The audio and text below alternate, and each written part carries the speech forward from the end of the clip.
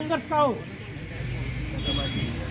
ये जो नोएडा में आपका प्राधिकरण है, ये उत्तर प्रदेश का लूट केंद्र है और ये समझना होगा कि यहाँ के जो किसान हैं, जिन किसानों की ज़मीन पर ये प्राधिकरण बना, जिस किसानों की ज़मीन पर इस देश में, इस नोएडा में बड़ी बड़ी इमारतें बनी, जिन किसानों की ज़मीन पर इस नोएडा में हॉस्पिटल बने और जिन किसानों की ज़मीन पर इस नौकरशाह में अथॉरिटी में जो बैठे हुए हैं फार्म हाउस बना रखे हैं, उन किसानों को ये जो प्राधिकरण में बैठे हुए तानाशाह हैं, प्राधिकरण में बैठे हुए नौकरशाह हैं, जो मोटी चमड़ी के बैठे हुए जो लोग हैं, उन किसानों को बर्बाद करना चाहते हैं। ये आपको समझना होगा साथियों।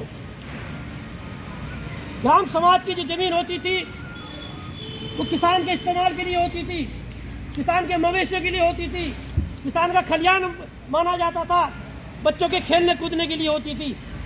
उस जमीन पर नोएडा प्राधिकरण अधिकार जमा रहा है और जो किसान इस्तेमाल करते हैं उन पर आरोप लगा रहा है, उन्हें जेल भेजने का काम कर रहा है। मैं पूछना चाहता हूँ, ये किसानों के बेटे, किसानों की बेटियाँ, किसानों के बच्चे कहाँ पर खेलेंगे?